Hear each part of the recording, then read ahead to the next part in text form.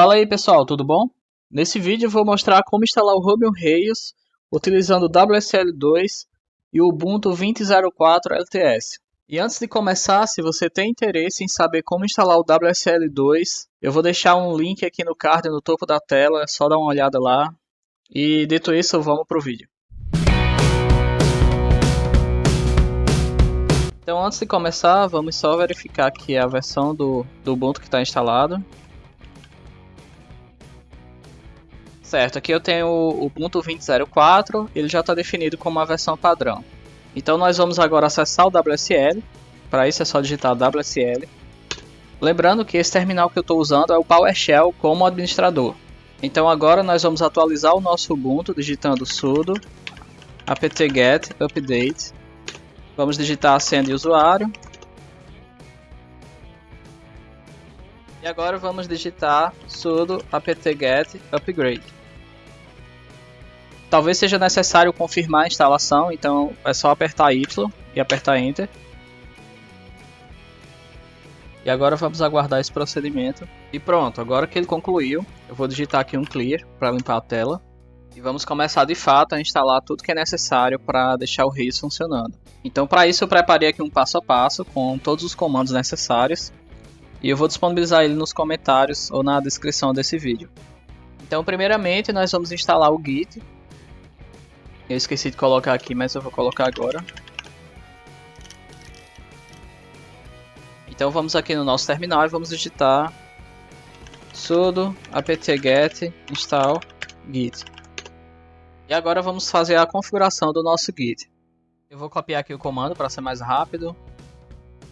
Bom, aqui nós estamos definindo o nosso nome de usuário. Então vocês colocam git config -- global users.name e entre aspas o nome do usuário. E agora nós vamos definir nosso e-mail. E para isso nós vamos digitar git config -- global users.email. E isso, o e-mail da gente não precisa estar entre aspas, tá?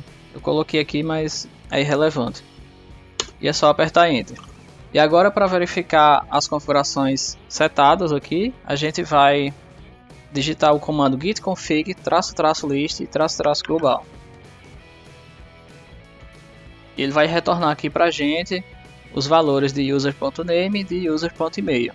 É exatamente o que a gente configurou aqui. O próximo passo é instalar o Node.js e o Yarn. Então primeiro nós vamos instalar esse pacote aqui.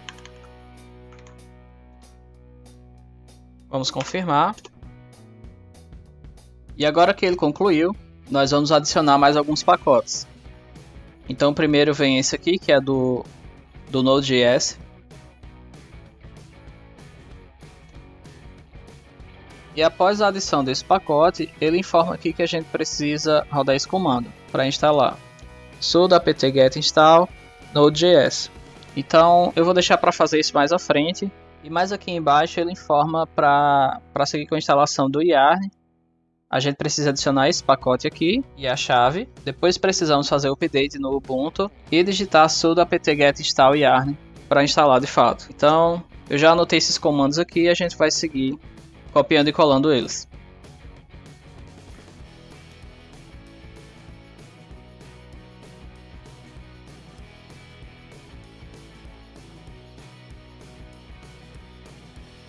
Agora nós vamos atualizar o Ubuntu. E vamos fazer a instalação de fato do Node.js e do Yarn. Quando vocês forem fazer a instalação, vocês podem adicionar o -y aqui para ele já confirmar qualquer pergunta que ele faça. Então nós podemos verificar as versões do Node, por exemplo, digitando Node-v e do Yarn digitando Yarn-v. Se vocês acharem necessário verificar a documentação desse procedimento aqui da instalação, vocês podem vir aqui no Google e digitar Node.js, por exemplo. Vamos aqui no site do Node, vamos clicar aqui em Other Downloads e vamos em Install Node.js via Package Manager. Agora nós vamos aqui em Debian and Ubuntu Based Linux e vamos aqui nessa opção do Snap. Aqui embaixo ele vai dar os comandos que a gente utilizou, certo? No caso, nós instalamos a versão 14. E com o Yarn, mesma coisa, a gente pode vir aqui no Google, digitar Yarn.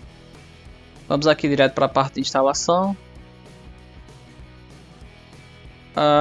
O site do Yarn está com esse problema aqui, que ele não está exibindo os valores aqui nesse Select. Então, se vocês preferirem, pode clicar aqui com o botão direito e clicar em inspecionar.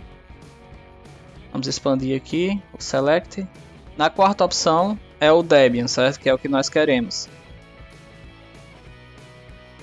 Que é o que vai funcionar no nosso Ubuntu. Selecionamos aqui a opção estável. E aqui ele vai dar os comandos também. O mesmo comando que a gente utilizou. Bom, continuando. Vamos agora instalar o RVM, que é o Ruby Version Manager. Ele vai servir para a gente controlar o versionamento do Ruby. Então nós podemos ter, por exemplo, o Ruby, sei lá, 2.4 instalado e uma outra aplicação rodando o Ruby 2.5, por exemplo. Então nós vamos precisar adicionar essas chaves para poder instalar o RVM, conforme ele mostra aqui no site do próprio RVM, certo? Aqui estão os comandos necessários. Só que por padrão, o Ubuntu 20.04 ele não vem com esse GPG2. Então nós vamos precisar instalar ele com esse comando aqui, sudo apt install GNU-PG2, antes de instalar o RVM.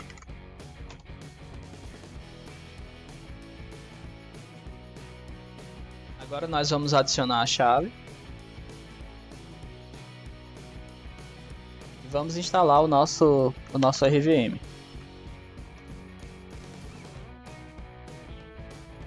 E aqui ele informa que a gente precisa rodar esse comando aqui.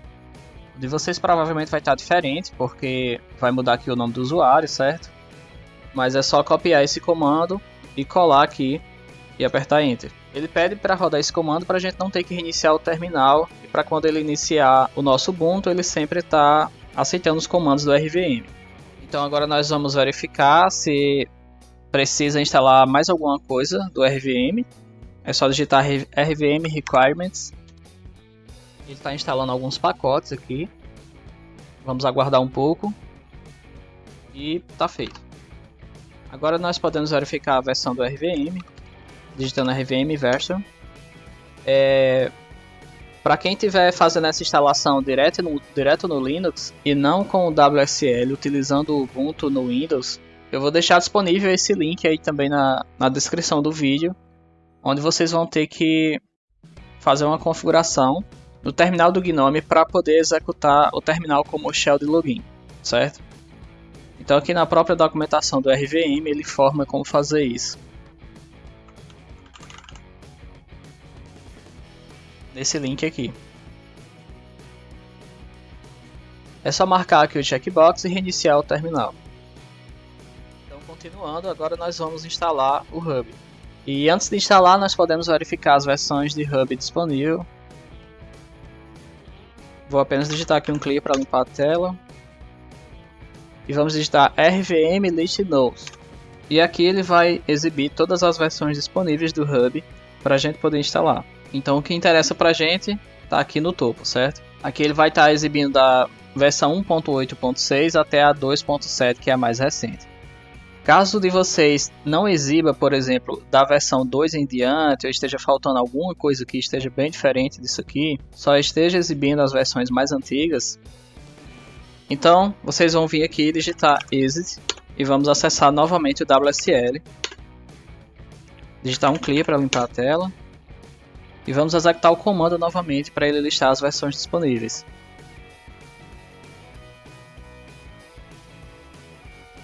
E agora ele vai estar exibindo todas as versões corretamente. Caso vocês tenham algum problema com isso, vocês deixem aí no comentário que eu tento ajudar de alguma forma. Bom, vamos instalar a versão mais recente, certo? Então para isso nós vamos vir aqui e digitar RVM install e digitar a versão que nós queremos. Ou nós podemos também digitar só RVM install. E ele vai pegar a versão mais recente. Então eu vou colocar aqui 2.7, que é a que nós queremos. Esse processo pode demorar um pouco, porque ele vai compilar ainda o Ruby. Vamos aguardar um pouco. Certo, agora com o Hub instalado, vamos ao próximo passo. Podemos digitar rvm list para verificar as versões que estão instaladas. E aqui percebam que tem aqui um sinal de igual e um asterisco. O igual significa a versão que está em uso agora. E o asterisco significa a versão que está definida como padrão. E caso vocês tenham mais de uma versão instalada, nós podemos usar o comando rvm-default e use a versão do Hub que nós queremos definir como default. Então, por exemplo, se a gente quer definir apenas como default, mas quer continuar usando outra versão, nós colocamos rvm-default e copiamos a versão que nós queremos aqui.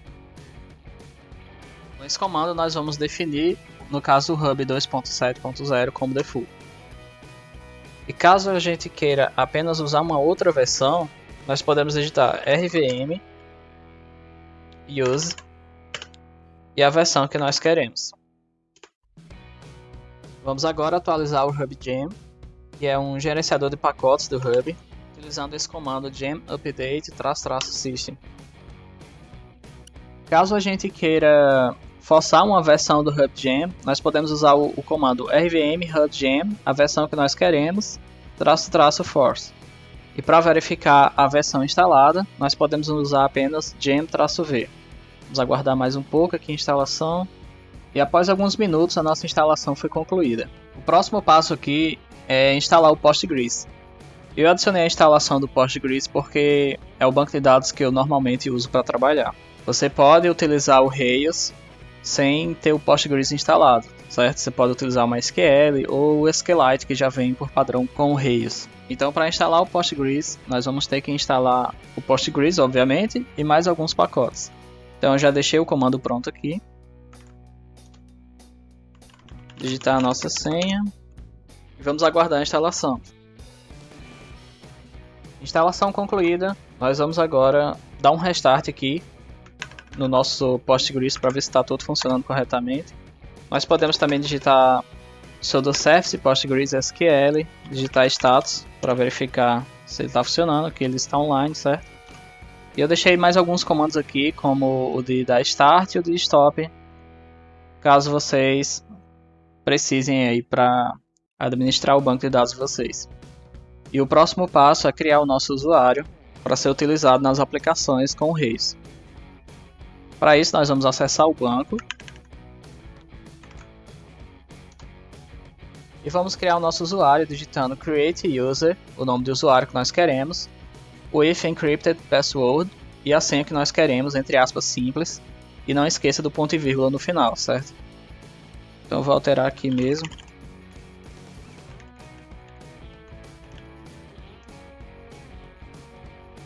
Não coloca uma senha tão fácil assim, tá? Se bem que para uso local, né, não faz tanta diferença. Vamos colar aqui o comando e vamos apertar Enter. Caso vocês precisem alterar a senha de um usuário, eu também deixei esse comando aqui para isso, certo? Então é só digitar alter user, nome do usuário, with encrypted password e a nova senha desejada aí. Para verificar os usuários cadastrados, nós podemos digitar _do. E aqui ele vai mostrar os usuários David e o Postgres que vem por padrão. E também as permissões de cada usuário. Então nós vamos agora alterar a permissão do usuário David. Vamos deixar ele como super user, para facilitar na hora que a gente estiver fazendo as aplicações com Rails. Então agora, se a gente verificar, ele vai estar aqui definido como super user, usuário David.